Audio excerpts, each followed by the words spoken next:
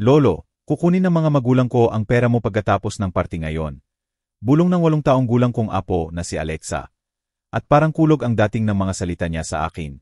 Winasak ang ilusyon ng pagmamahal sa pamilya. Ako, ang mapagkakatiwalaang lolo na laging sumusuporta sa kanila.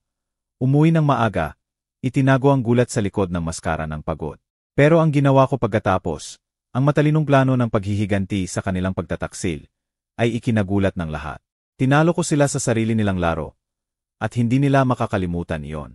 Bago tayo magpatuloy, mag-subscribe ka na sa channel, at sabihin mo sa comment kung saan ka nakikinig. Alam ko ang iniisip mo, Dad, pero pakinggan mo muna ako. Putol-putol ang boses ni Harold sa telepono. Parang roasted na blade ang tahimik na Sabadong umaga. Halos mahulog ang kape ko. 7 na tawag hindi estilo ni Harold. Lalo na may kaba akong narinig na parang noong teenager pa siya at sinira ang truck ko. Ano bang weird, anak? Humilig ako sa upuan sa kusina. Tinitingnan ang usok mula sa kape, habang ginuguhit ng umagang liwanag ang mga parisukat sa pahayagan kahapon na hindi ko pa nababasa. Well, gusto talaga ni Maria. Pareho kaming iniisip na dapat talagang pumunta ka sa birthday ni Alexa ngayon. Mabilis lumabas ang mga salita. Parang inensayo, pero nakalimutan ang ritmo. May lamig na bumaba sa dibdib ko. Kailan pa nila kailangang kumbinsihin ako para makita ang apo ko? Harold, kailan pa ako nakalampas ng birthday ni Alexa? Hindi yon ang ibig ko sabihin. Tigil. Narinig ko ang boses ni Maria sa background. Matinis at mapilit. Kasi pinaplano na ni Maria, tunang ilang linggo. At siya mismo ang nagsabi sa akin na tawagan kita at siguruhing pupunta ka. Hinimaan ko ang pagkakahalo ng kape.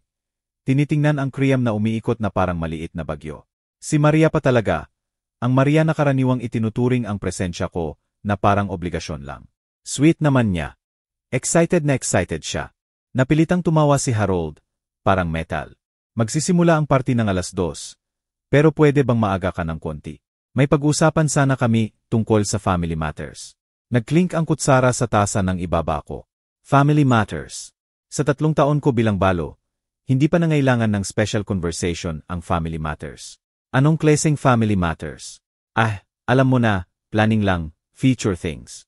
May mga ideya si Maria kung paano tayo magiging mas involved sa isa't isa.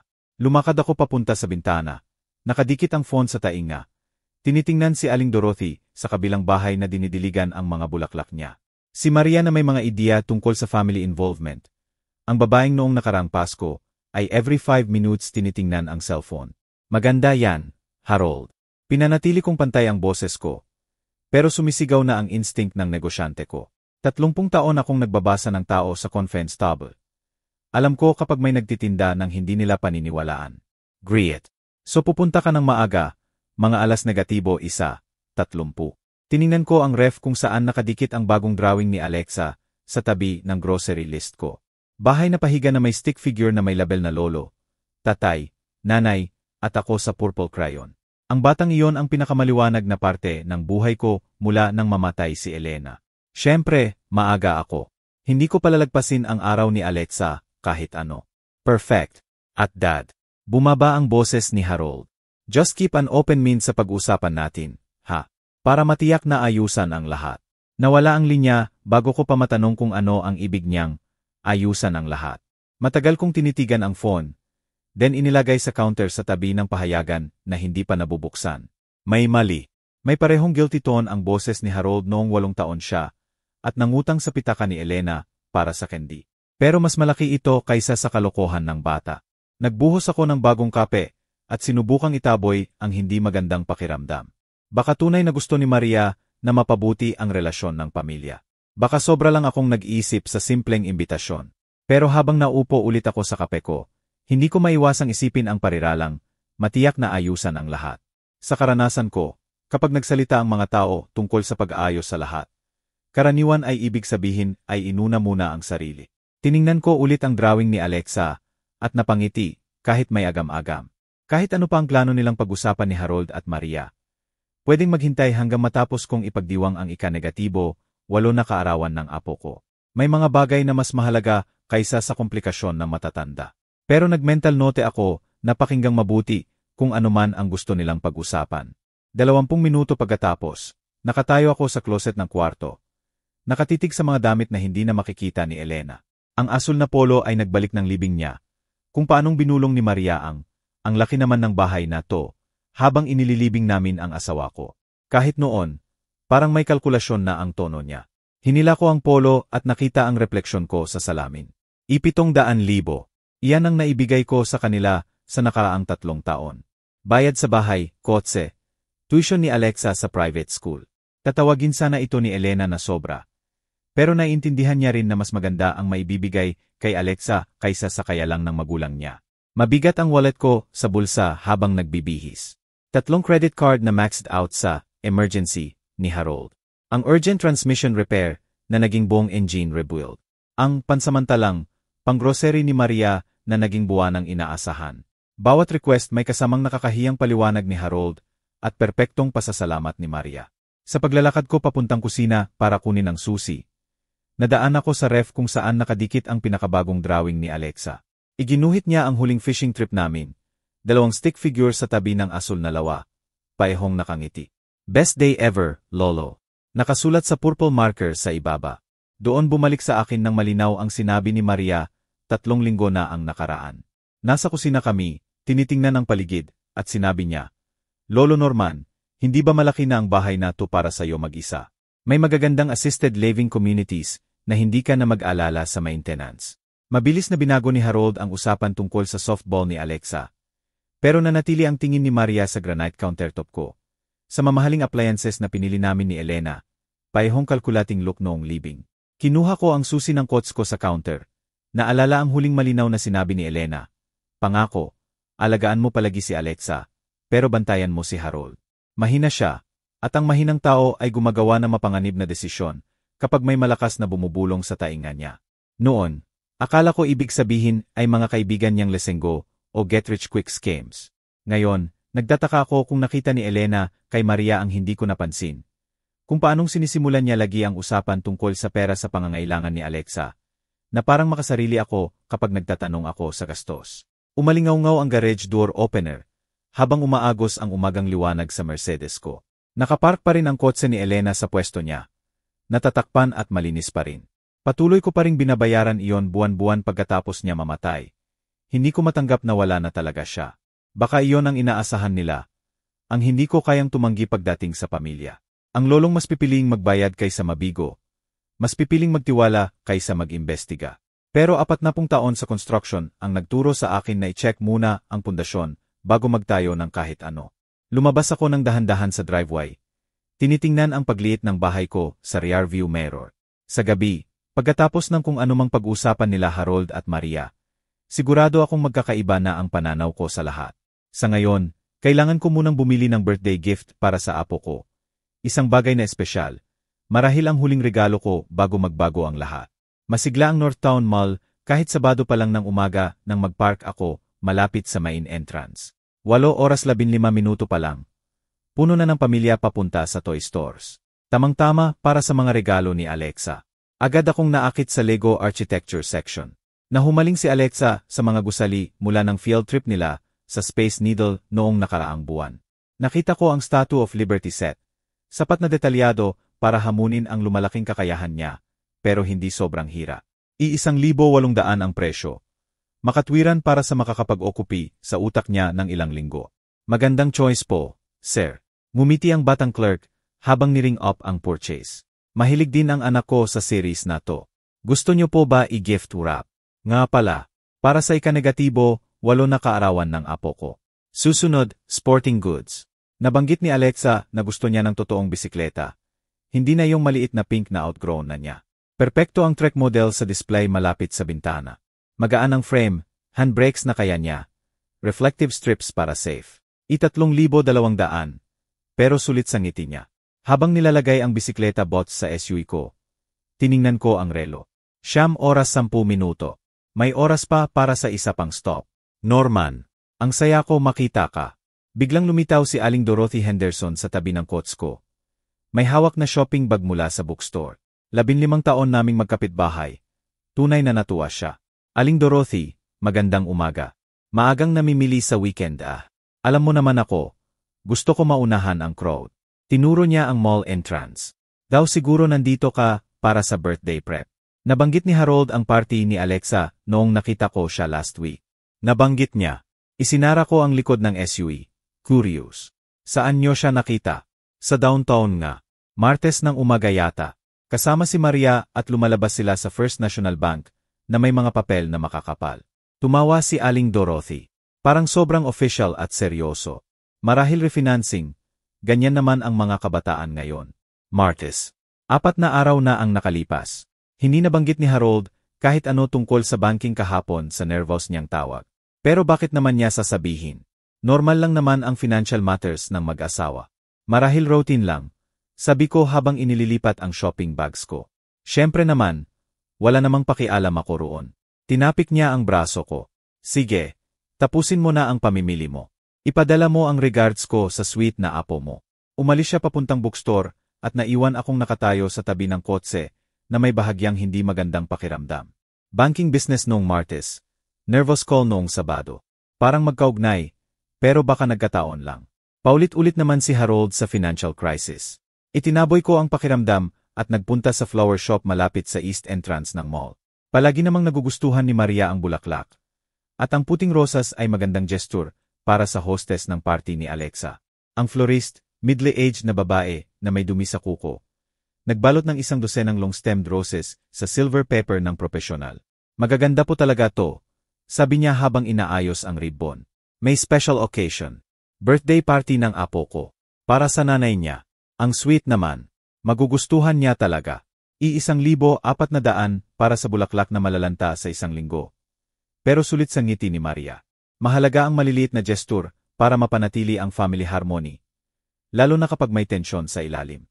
Nang alas negatibo siyam, 30, puno na ng packages ang SUV ko na nagkakahalaga ng halos 30,000 para sa birthday celebration. Lego set, bisikleta, rosas, at ang card na pinili ko. Lahat pinili para sa kaligayahan ni Alexa. Iyan ang ginagawa ng mga lolo. Sinispoil nila ng walang habas ang apo at in-enjoy ang bawat sandali. Habang nagdadrive pauwi sa Sabadong traffic, naisip ko ulit ang sinabi ni Aling Dorothy. Sina Harold at Maria sa bangko na may mga papel. Seryosong mukha. Official business na hindi man lang nabanggit ni Harold. Pero normal lang naman sa mag-asawa ang ganoong admin tasks nang hindi sinasama ang buong pamilya. Insurance update, refinancing, college fund ni Alexa. Maraming legitimate reason ang pwede. Gayunpaman, pagdating ko sa driveway ko, hindi ko pa rin maalis ang maliit na boses sa ulo ko na nagtatanong kung bakit sobrang nervous si Harold kanina, kung talagang routine lang ang lahat. Pagkatapos balutin ang mga regalo ni Alexa at kumain ng mabilis na tanghalian, dumating ako sa bahay ni Harold ng eksaktong alas negatibo 2:00. Binuksan ang pinto bago pa ako makapindot ng doorbell. Norman, halos kantahan ako ni Maria. Bumuka ka ang braso na parang buwan kami, hindi nagkita imbes na linggo lang. Ang ganda-ganda mo tingnan ngayon. Ibang-iba ang enthusiasm na ito. Karaniwan kasi ay ngiti lang at mabilis na yakap si Maria bago nawala sa kusina. Ngayon, hinawakan niya ang braso ko ng 2 beses habang nagsasalita. Maliwanag ang mata na hindi ko pa nakikita na nakatuon sa akin. Salamat, Maria. Maganda ang party. Pumasok ako. May dala na nakabalot na bots ng bisikleta at gift bag na may Lego. Makukulay na streamers sa bawat pintuan. Balloon clusters sa bawat sulok. Mas elaborate kaysa sa mga nakaraang birthday. Dad, andyan na. Lumitaw si Harold mula sa living room. Malakas ang boses na parang Carnival Barker. Meet Mike from work. Mike, ito ang amazing kong tatay na sinasabi ko sa'yo. Amazing father. Karaniwan kasi sa opisina ay old-fashioned o matigas ang ulo raw ako pagdating sa negosyo. Pero ngayon, pinangbati niya ang balikat ko ng theatrical. Malakas ang tawa sa decorated hallway. Puno ng kilalang mukha ang living room. Magkapitbahay na Johnson, si Aling Smith na maingat na nakaupo sa sofa, matalas ang mata. Sina Carlos at Elena Martinez tinutulungan ang anak nilang si Tommy na ayusin ang party games sa center table. Lolo! Tumakbo si Alexa palapit sa akin.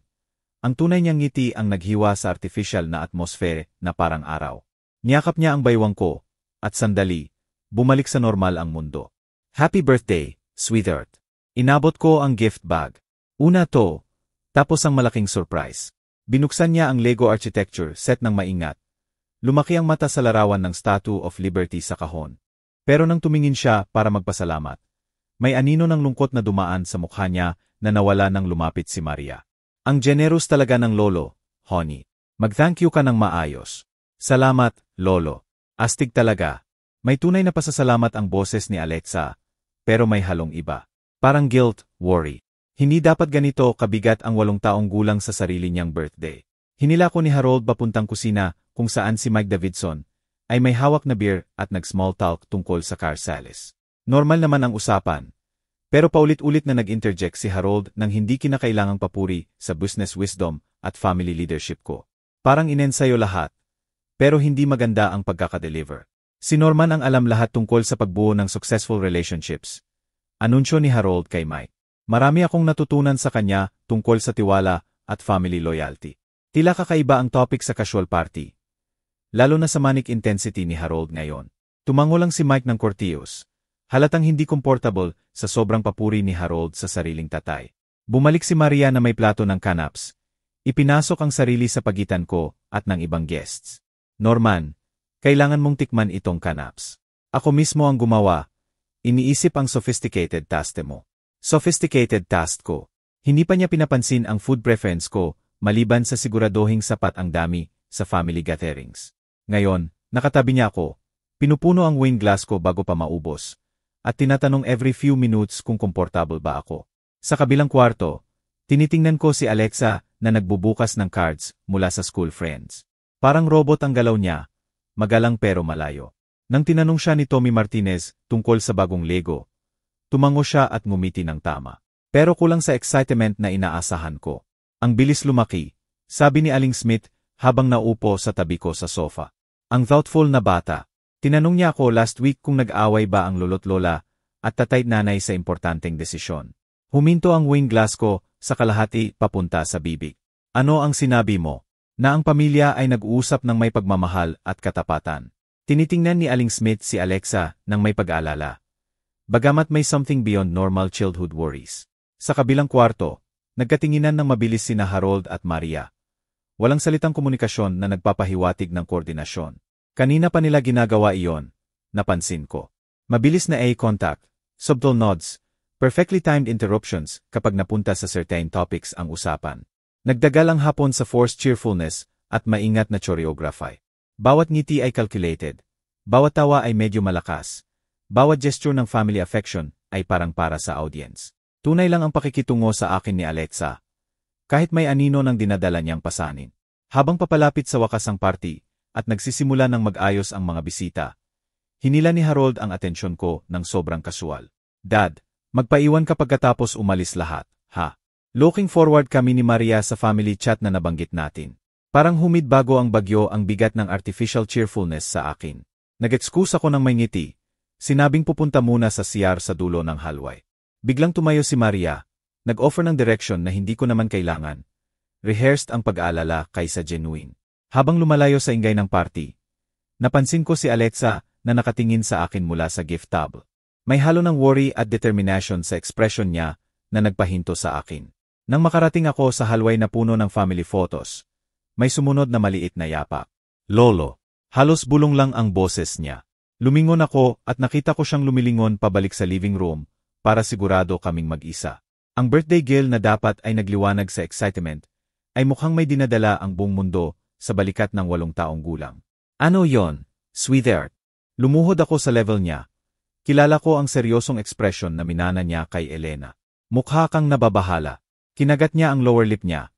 Gesture na masakit na naalala ko kay lola niya sa mahihirap na usapan. May importante akong sasabihin tungkol kina mommy at daddy. Dumaloy ang salita na parang inensayo na. Pagkatapos umuwi ng lahat, narinig ko silang nag-uusap kagabi habang akala nila tulog na ako. Parang bahagyang umikot ang hallway. Hinawakan ko ang door frame para patatagin ang sarili. Pinipilit na manatiling kalmado para sa kanya. Ano ang eksaktong narinig mo? Sabi ni mommy, sobra ang pera niya para sa matandang nag-iisa. Bumaba pa ang boses ni Alexa. Sabi niya kay daddy na ayusin nila yon ngayong gabi. Parang natakot si daddy. Pero sabi ni mommy legal lahat dahil sa mga papel sa bangko. Papel sa bangko. Biglang nagkaroon ng kabuluhan ang Martes na nakita ni Aling Dorothy. Muling bumuhay ang instinct ng negosyante ko ng malinaw. May sinabi pa ba sila? Tanong ko ng mahinahon. Kahit mabilis nang tumatakbo ang isip ko sa mga implikasyon na sana hindi maunawaan ng 8 taon. Sabi ni Daddy, paano kung malaman niya? Tapos sabi ni Mommy, huli na kapag nalaman niya. Tumulo ang luha sa mata niya. Lolo, ayoko nilang kunin ang pera mo. Ikaw lang ang talagang nakikinig sa akin. Niyakap ko siya ng mahigpit. Nararamdaman ang panginginig ng maliit niyang katawan. Apo ni Elena na may dinadala na sikreto ng matatanda na hindi dapat pasan ng bata.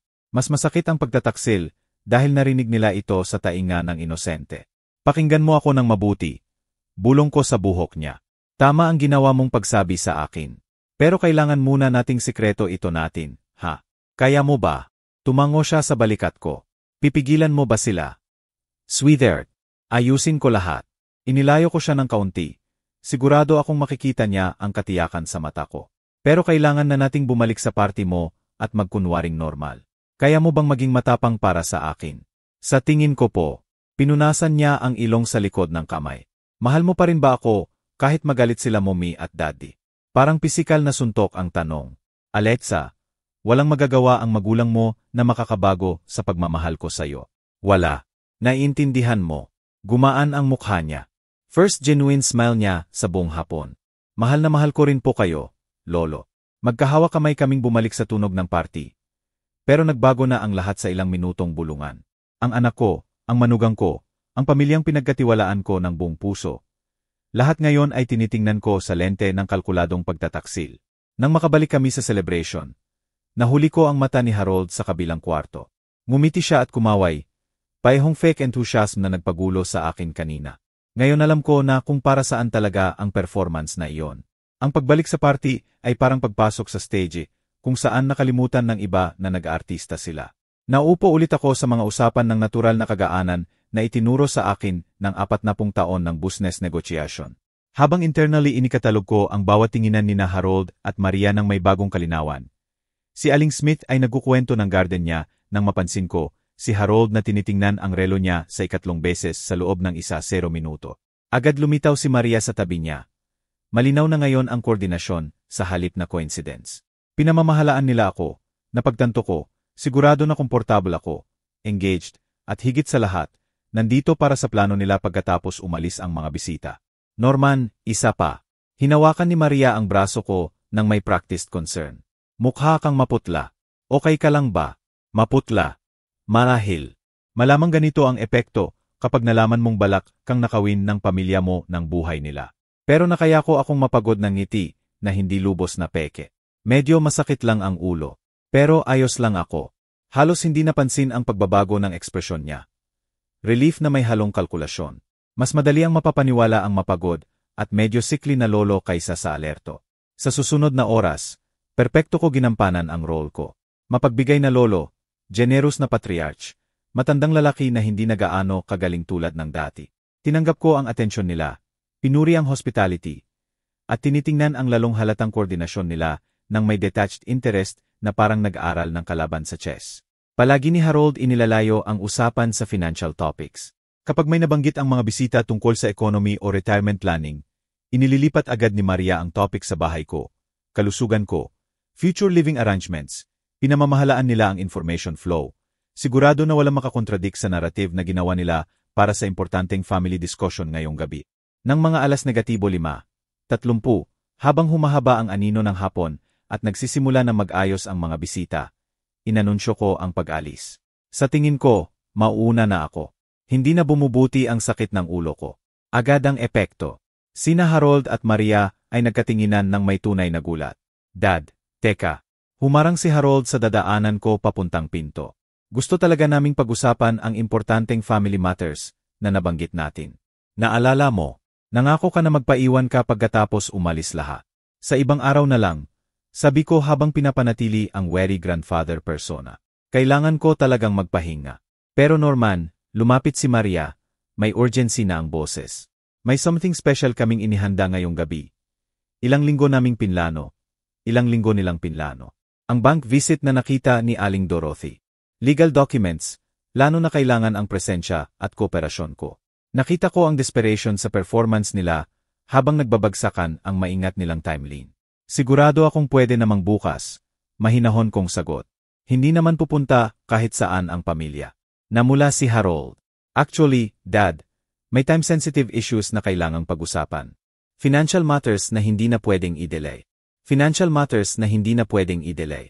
Interesting kung paanong eksakto iyon ang sinabi niya. Itinago ko ang comment kasama ng ibang intelligence na nakalap ko sa surreal na hapon na ito. Bukas na lang, anak, nangako ako. Lumingon ako kay Alexa na pinapanood kaming may nag-aalala na mata. Lumuhod ako sa level niya.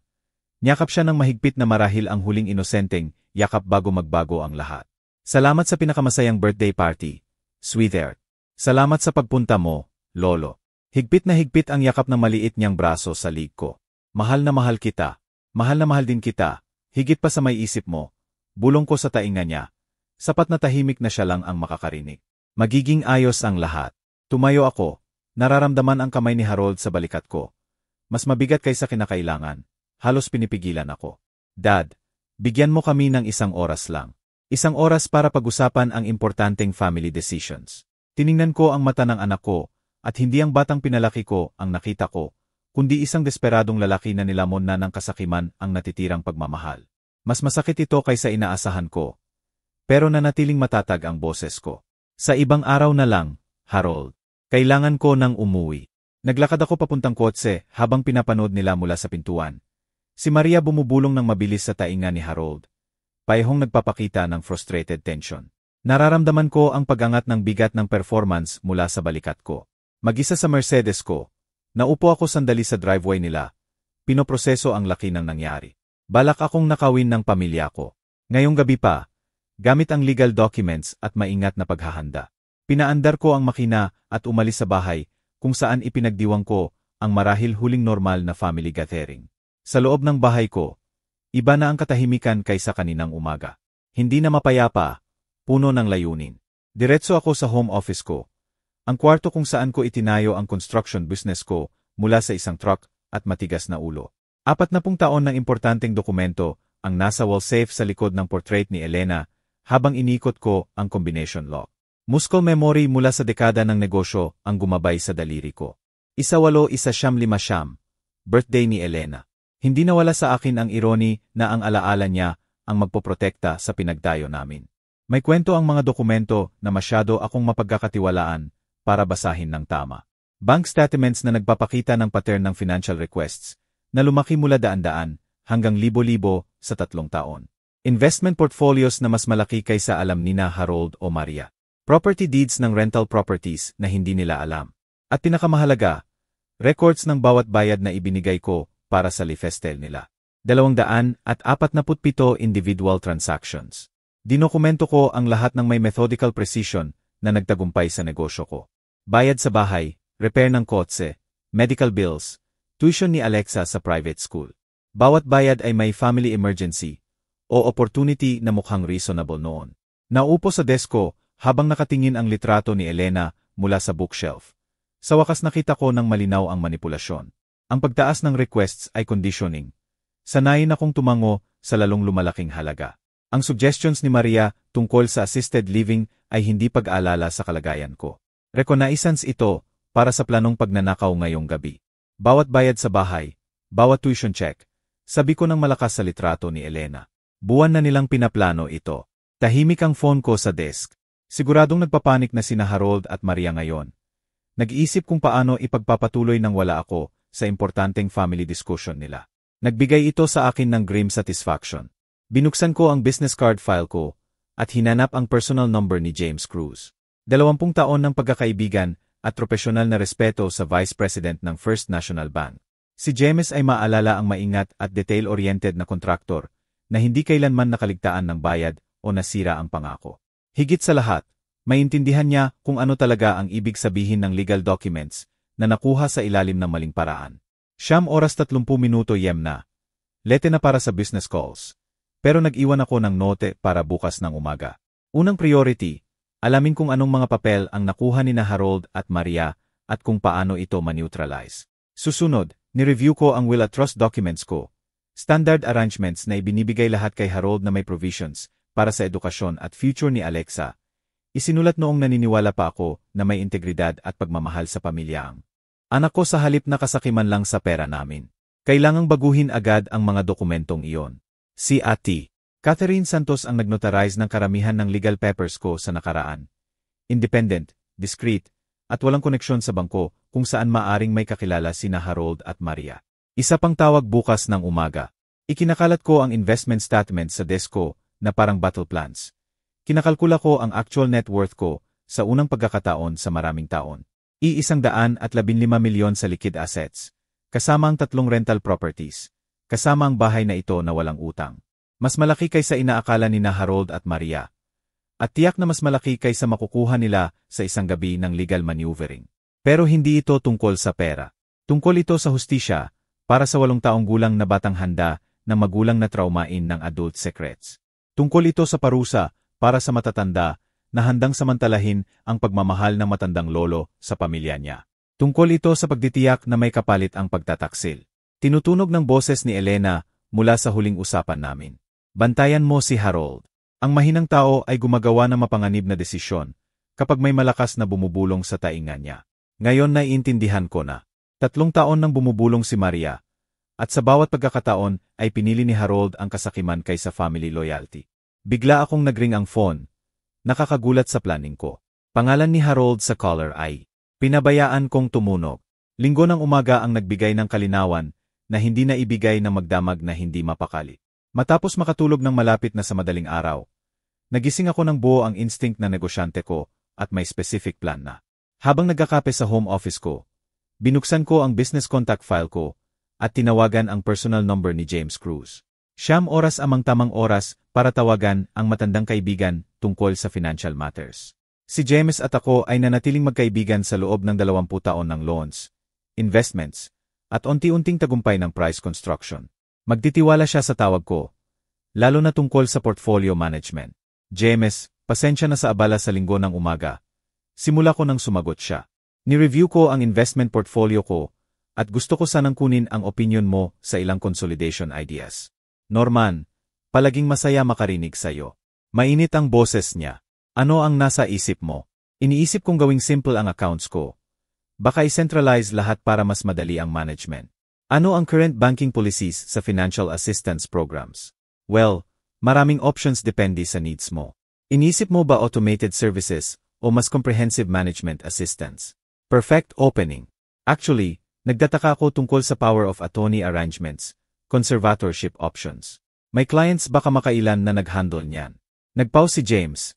Naririnig ko na iniisip niya ang confidentiality boundaries. Nakakatawa na tinanong mo yan. Last week pa lang, may mag-asawa na nagtanong tungkol sa guardianship procedures para sa matandang kamag-anak. Huminto ang kape ko sa kalahati papunta sa bibig. Complex process siguro. Actually, handa na sila. Malalim ang research nila sa conservatorship requirements, documentation timelines. Very thorough people. Very thorough. Ang anak ko at manugang ko ay nag-research kung paano nakawin ang kalayaan ko ng legal. Sweet nila na tumulong sa pamilya. Nagtanong sila ng specific tungkol sa mental competency evaluations, financial management documentation, timelines for court approval. Eksakto ang professional knowledge ni James na kailangan ko. Masalam pa nila ang terminology kaysa sa karamihan ng abogado na nakatrabaho ko.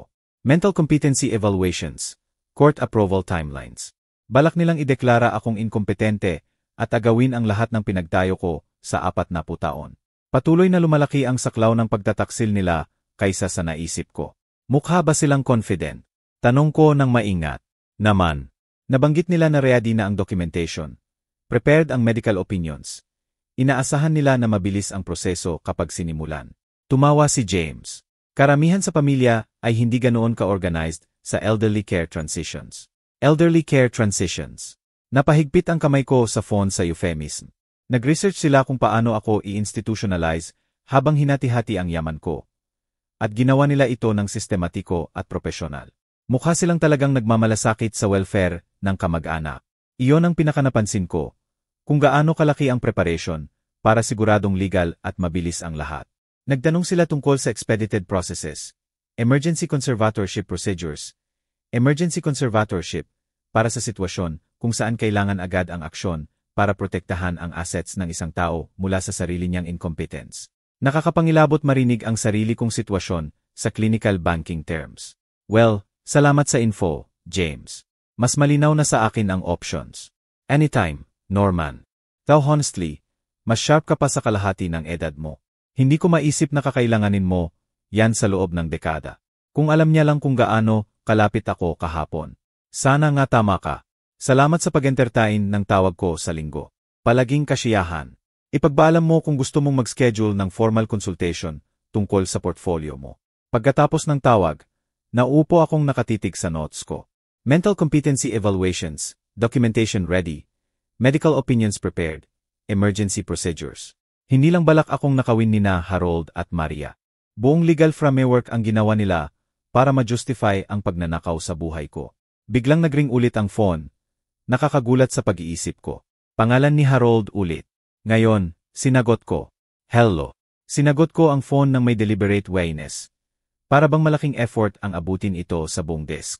Dad, thank goodness. Nag-aalala ako ng sobra nang umalis ka ng maaga kahapon. May tunay na pag-aalala sa boses ni Harold. Pero kilala ko na ngayon ang kalkulasyon sa ilalim. Okay ka lang ba? Harold. Pinahaba ko ang boses ko na parang mahirap mag-ipon ng iniisip. May mga sakit ng ulo na sobra. Mahirap mag-concentrate. Hindi maganda yan. Baka ipa-check up ka namin. Pwedeng ihatid ka namin ni Maria sa klinik mamaya. Perfect. Binibilisan nila ang timeline tulad ng inaasahan ko pagkatapos ko sirain ang original plan nila. Sweet ninyo talaga. Letely, parang laging nalilito ako. Huwag kang mag-alala, Dad. Ayusin namin lahat. Pupunta kami sa loob ng 1 oras. Okay. Pagkatapos ng tawag, gumugol ako ng 30 minuto sa paghahanda sa pinakamalaking performance ng buhay ko. Bahagyang ginulo ko ang buhok, nag-old cardigan na nagpapamukhang mas mahina ako, at pinraktis ang mas mabagal, hesitant movements ng tunay na matandang nalilito. Nang dumating ang kotse nila sa driveway ko, handa na ako. Norman, may dala kaming mga papel na makakatulong sa sitwasyon mo. Anunsyo ni Maria habang naupo kami sa living room. May dala siyang leader portfolio na mukhang mahal at profesional. Gamit ng mga abogado para sa importanteng documents. Pepel. Kumurap ako sa kanya nang may inaasahan kong tunay na pagkalito. Anong kleseng papel? Yumuko si Harold, seryoso ang mukha. Dad, nag-research kami kung paano ka mas matulungan sa management ng mga bagay-bagay.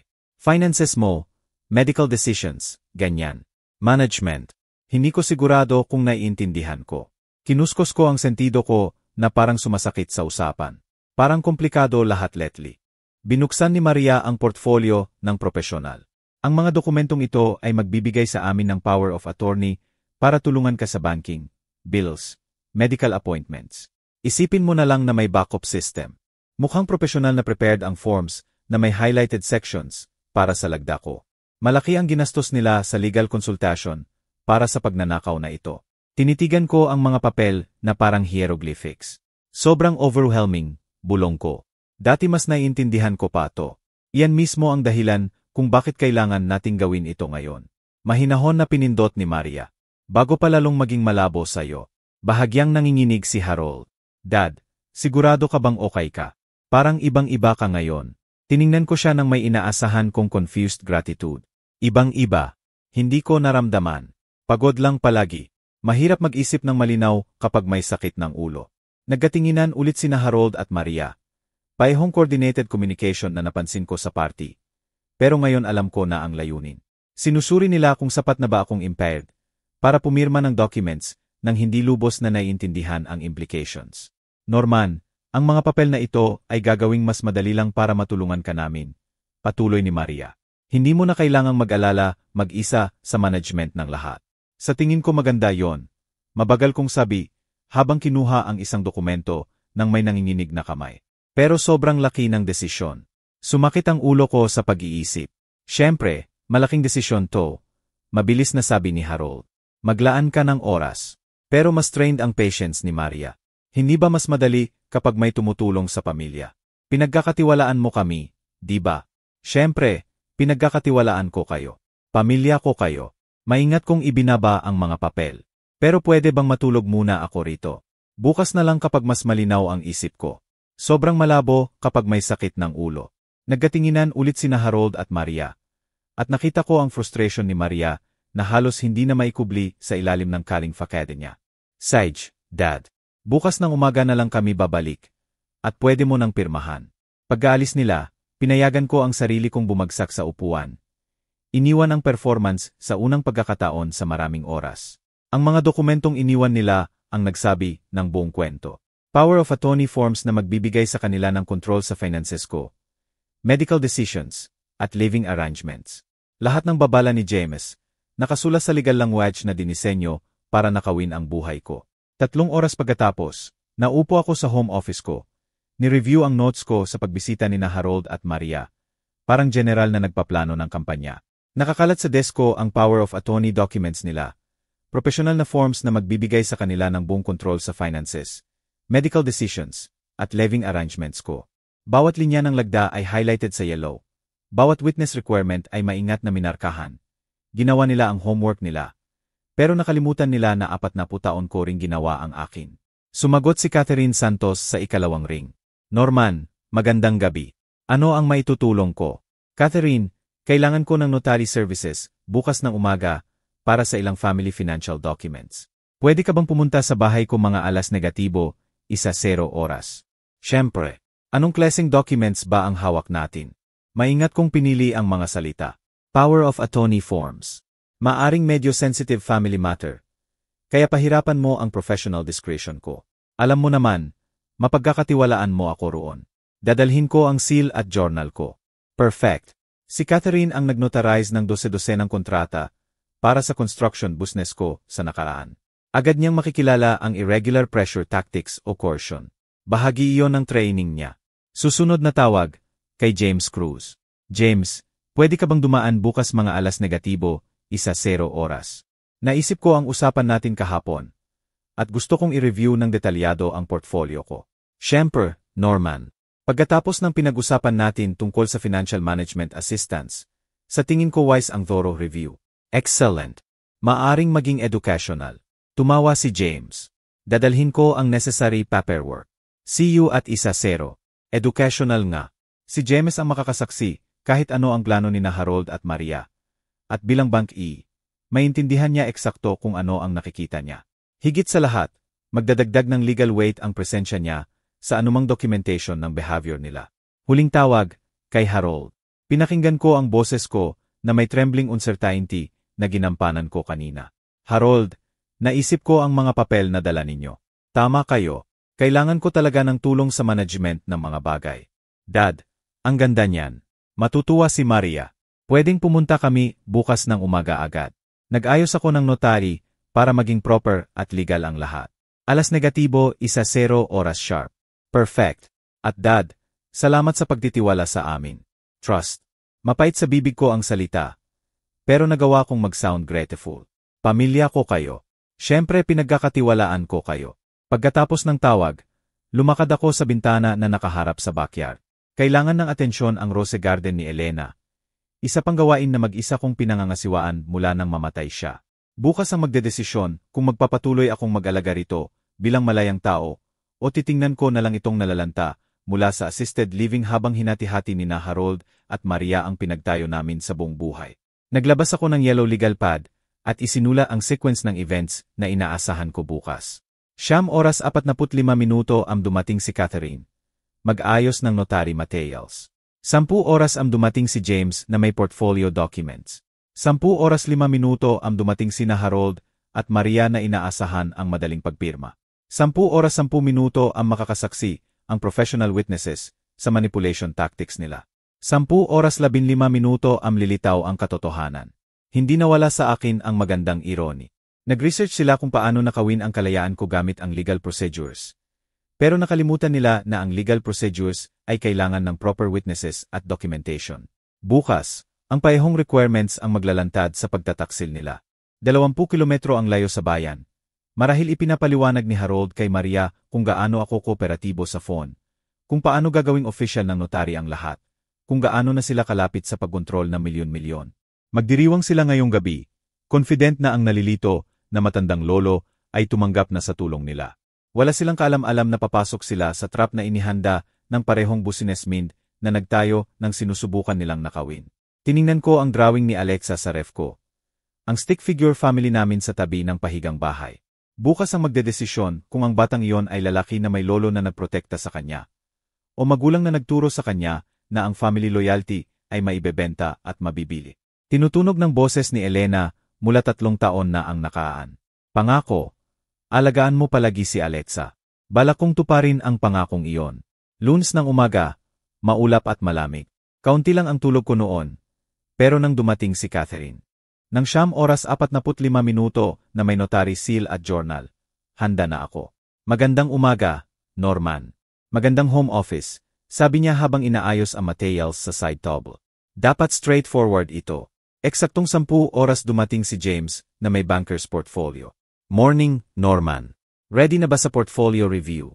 Higit pa sa alam mo, sagot ko habang inaayos ang sarili ko sa likod ng desk, habang papalapit ang yapak sa front door. Pumasok sina Harold at Maria na may confident smiles at leader document case. Natigilan sila nang makita sina Catherine at James. Pero mabilis na nakabawi si Maria.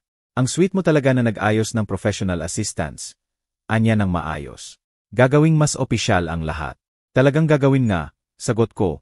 Walang bahid ng kahapon na paggalito ang boses ko. Maupo po tayong lahat. Naupo si Harold sa upuan sa harap ng desk ko. Ngiti pa rin.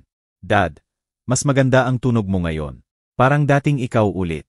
Eksakto ang dating ako. Matalas, observant, capable. Yumuko ako, direktang tumingin sa mata niya. Kaya kailangan ko talagang sabihin sa inyo ang isang bagay bago tayo pumirma ng kahit ano. Tumigil ang panulat ni Maria sa checklist niya. Norman, ano ang mali? Wala namang mali sa akin, Maria. Pero lubos kong alam ang plano ninyo. Tahimik na parang tense na wire. Ngumiti si Harold nang bahagyang nawala. Dad, anong plano? Narito kami para tulungan ka. Alam ko ang pagbisita ninyo sa bangko ni James noong Martes. Alam ko ang guardianship procedures na ni-research ninyo. Alam ko ang mental competency evaluations na balak ninyong iayos. Nawala ang kulay sa mukha ni Harold. Si Maria ay bahagyang nasira ang maingat na kontrol sa mukha bago sinubukang damage control. Norman, nalilito ka. Pumunta kami sa bangko para sa sarili naming financial planning. James, putol ko, lumingon sa kaibigan ko. Pwede mo bang i-share kung ano ang pinag-usapan nila sa appointment nila noong Martes ng hapon?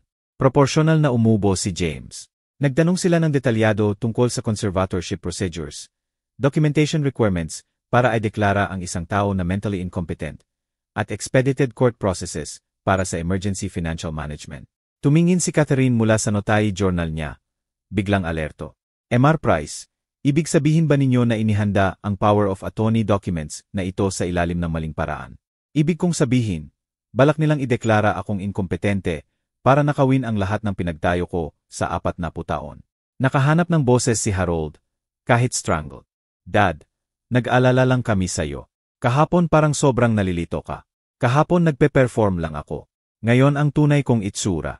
Binuksan ko ang drawer ng desk at inilabas ang dokumentasyon na inihanda ko. 247 transactions sa 3 taon. 70,000 sa support payments, bawat bayad sa bahay, bawat car repair, bawat private school tuition bill, lahat documented. Yumuko si Maria, desperation na sa boses. Legitimate family expenses, yan. Conditioning payments. Sinanay ako na tumango sa lalong lumalaking halaga hanggang pumayag akong pirmahan ang pagkawala ng kalayaan ko. Diretso kong tiningnan siya.